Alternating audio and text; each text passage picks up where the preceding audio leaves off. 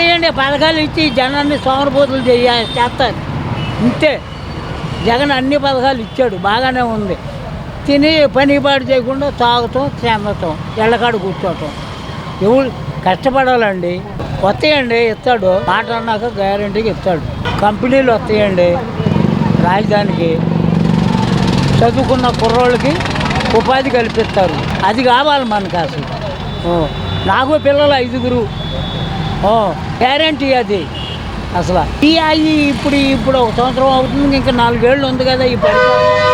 ఈ 4 సంవత్సరాల్లో ఎంత అభివృద్ధి అయితే చూస్తారు జనం. మళ్ళీ ఆడికే పట్టం కడతారు గ్యారెంటీగా. నా 60 సంవత్సరాల అనుభవంలో నాకు తెలిసిన మట్టుకి ఒక్క ఏకైక చంద్రబాబు నాయుడు వల్లే అయింది. ఇంకెవుళ్ళల్లా కాదు, అసలు ఎవళ్ళల్లా కాదు. పవన్ కళ్యాణ్ వల్ల కాదు, జగన్ వల్ల కాదు. చంద్రబాబు నాయుడు బుర్రతో పనిచేసే వ్యక్తి. మాకు మాత్రం బాగానే ఉండేది. మాకు పెన్షన్లు ఇవి రాపోయినా బాగలేదు. మేము పేదోళ్ళమే, కానీ రాష్ట్రాన్ని అభివృద్ధి పరచాలి. ఒక్క ఏకైక చంద్రబాబు నాయుడు వల్లే అయింది. ఇంకెవుళ్ళల్లా కాదు, అసలు ఎవళ్ళల్లా కాదు. పవన్ కళ్యాణ్ వల్ల కాదు, జగన్ వల్ల కాదు. చంద్రబాబు నాయుడు బుర్రతో పనిచేసే వ్యక్తి. నా 60 సంవత్సరాల అనుభవంలో నాకు తెలిసిన మట్టుకి ఏం పథకాలు రాలేదంట. తల్లికి వందనం ఇంకా అమలు చేయలేదు కదా.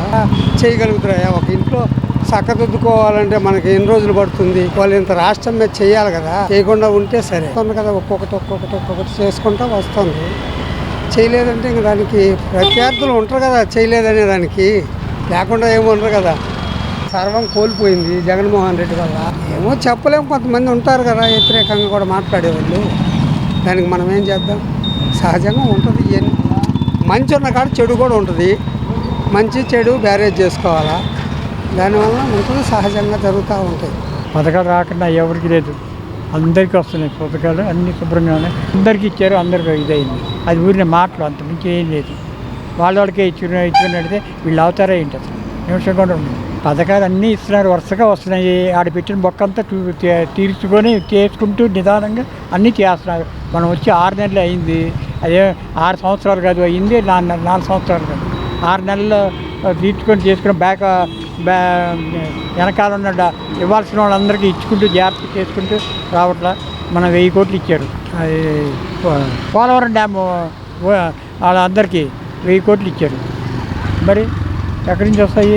నిన్న కాక మొన్న ఈ స్కూల్ స్టూడెంట్స్కి కానీ మున్సిపాలిటీ వీళ్ళకి పోలీసు వాళ్ళకి కానీ వీళ్ళందరికీ కూడా మళ్ళీ 6700 చిల్లర 6700 కోట్లు శాంక్షన్ చేశారు. అవి కూడా నిన్న ఇవాళ పడిపోయి ఉంటాయి డబ్బులు. మరి ఇంకేంటి? ప్రభుత్వ నిర్లక్ష్యం ఏం లేదు. అది వాళ్ళు చేసిందే, వాళ్ళు గూడు పుట్టాన్ని చేశారు. వైసీపీ వాళ్ళు గూడు పుట్టాన్ని ఉంది దీంట్లో ఉండి చేసి, అది ప్రభుత్వ నిర్లక్ష్యం కాదు.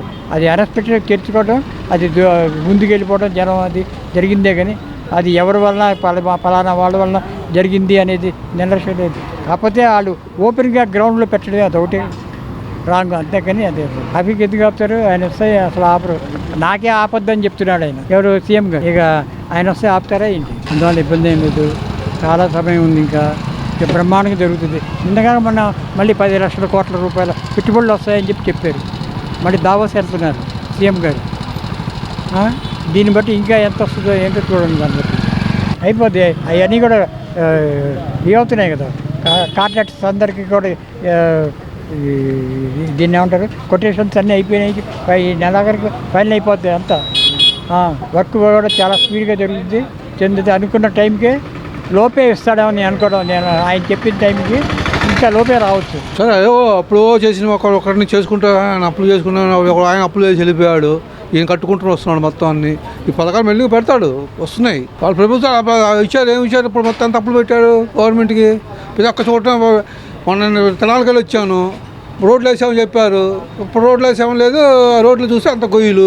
బిల్లు మాత్రం వెళ్ళిపోయినాయట. 4 నెలల బాబు ఏమని అడిగితే ఎలుకలు తినేసాయట మినిమం అంతా రోడ్లన్నీ. జనాలు చెప్పుకోవటం టాక్ అంతా. ఆయన వచ్చినప్పుడు ఆయన ముందు ఒక ఆయన వెళ్ళారు. పోలీసు ప్రొటెక్షన్ చూడాలి కదా. ఒకరి కోసం ప్రొటెక్షన్ చూసుకో, ఒక ఆయనకు చేసేస్తే చేయలేం కదా. ఒక జాగ్రత్త చూసుకుంటూ ఉండాలి. నువ్వు ఒకసారి అందరి మీద వెళ్ళిపోతే ఇప్పుడు ఉన్నది కదా బొక్క. దాంట్లో ఎంతమంది వెళ్తే ఎట్లా ఒక్కుతుంది? అది ప్రభుత్వం నిర్లక్ష్యం కాదు, చెప్పలేము సార్. అది ఇప్పుడు జనాలు కూడా అర్థం చేసుకోవాలి. ఒక్కసారి ఏదో మనకి ఇచ్చేస్తున్నారు, టికెట్లు ఇచ్చేస్తున్నారు, మనం వెళ్ళిపోతామని చెప్పి జనాలు కూడా చూసుకోవాలి కదా. ప్రభుత్వం నిర్లక్ష్యం చేయడం లేదు, అక్కడ లేదు, తప్పలేదు, అది అనకూడదు.